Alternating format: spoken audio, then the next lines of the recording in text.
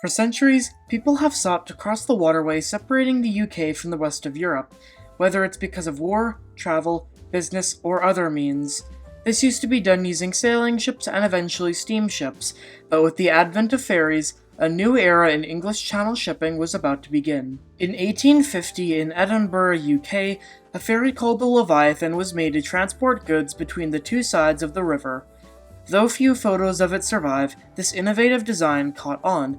Eventually, with warming relations between the UK and France, ferries began crossing the English Channel, becoming a huge industry with lots of routes. In 1951, George Knott purchased the Otto Thorsen Shipping Company, as well as Thorsen Car Ferries, changing its name to European Ferries Limited, and in 1968, the Atlantic Steamship Line was acquired, eventually merging to form Townsend Thorsen Ferries. The company began small-scale services until 1975, when the company had a purpose-built terminal, with twice-daily service between the ports of Dover and France, as well as some ports in Belgium. All of their ships were handovers from the previous subsidiaries, or bought, but in 1977, Townsend Thorsen Ferries ordered purpose-built class of 3 ships: Pride of Free Enterprise, Spirit of Free Enterprise, and the star of the video, Herald of Free Enterprise, the Free Enterprise name being a trait carried on from other ferries. Herald of Free Enterprise was 131 meters long, 23 meters wide, had 6 meters below the waterline, and went 22 knots. She could hold 1,400 passengers and an unknown number of cars. Herald had an uneventful life for the first 7 years, but her sisters did not. In 1983, the Pride of Free Enterprise sailed with her bow and stern doors open due to the boatswain being asleep. Crews would still regularly forget to close the doors, and laxed safety became the common in Townsend Thorsen operations. On the 5th of March, 1987, she left Dover for the last time, but she would not be going to Calais, her normal route.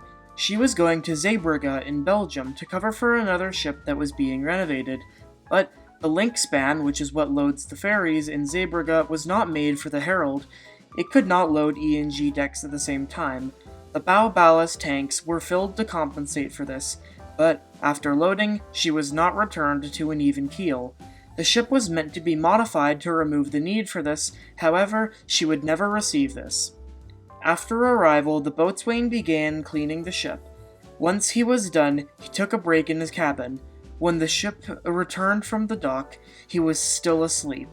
First Officer Lazy Sable would stay by to make sure the doors were closed. However, he thought the boatswain would be there soon, so he returned to the bridge. There was no sensor for the doors, and so the captain assumed that the crew was doing their jobs.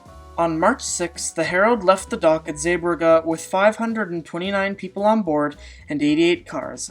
Passengers went to eat, to lounge with their friends, to go on deck and watch the water, which would be a very smart move, or to buy a last-minute thing for their loved ones. But they would never see those loved ones again.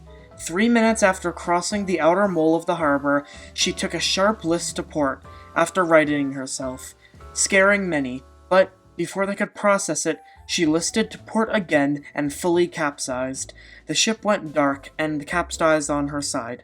One truck driver was able to get onto the side of the ship and flash his cigar light to let others know what happened. A few minutes later, the Belgian Navy began to rescue, as well as the German ferry MV Gabriel, who was the first to arrive. The ship did not fully sink but was on her side in the water, meaning many did escape. Rescuers broke glass in the ship and let a rope down to help people climb out of the ship. However, the tide rose, and the next day, the effort resumed, but it became a body recovery effort, not a rescue anymore. 193 people had died. An investigation was held, and it was concluded that the boatswain, first officer, and captain were to blame. The investigators also found that Townsend Thorsen was riddled with issues and a chain of corporate negligence, and that the lack of communication had led to a relaxation of procedure, causing the disaster, finding the open doors, ballasts, and squat effect sucking down the bow. Her sister ship Pride of Free Enterprise was tested by closing the doors, filling ballasts, and loading the correct weight. They then exited the harbor and went at full speed. Water did indeed get onto the bow. It was found that the boatswain continued to sleep even when he was supposed to go close the doors, and that Leslie Sable expected him to be there, but Leslie Sable's job required him to be on the bridge and car deck at the same time, so he chose to be on the bridge. No one came to close the doors because everyone thought that another person would close it. Therefore, it resulted in the bow doors being open.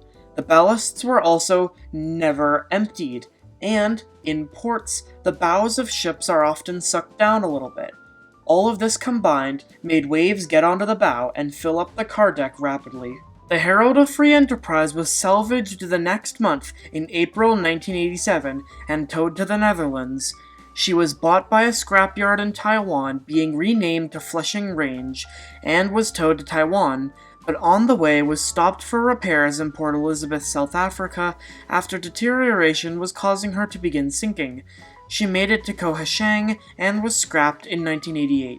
Townsend Torreson had just been acquired by P&O and was getting 2 new large ships for its fleet. The name of the company, however, was seen around the world thanks to the disaster. In mid-1987, the company was renamed P&O European Ferries.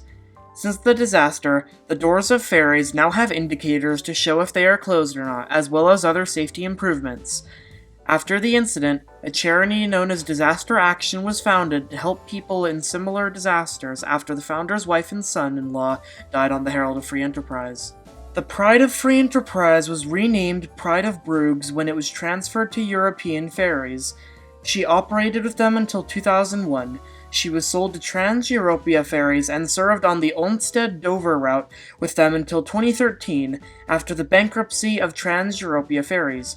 She was sold through a few owners before being scrapped in 2015, becoming the last of the 3 sisters still to sail. The Spirit of Free Enterprise was renamed Pride of Kent after the rebranding and served with P&O until 2002 when she was sold to GA Ferries in Greece, being renamed Athene Marina and went under an extensive refit, giving her a curved traditional bow and adding so much new superstructure I can't tell if I like it or not, but it looks like something the owners of the Saywall would have done.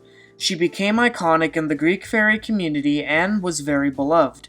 She was also converted to not only be able to load cars from the stern. She was laid up after the company began suffering financial issues and was scrapped in 2012.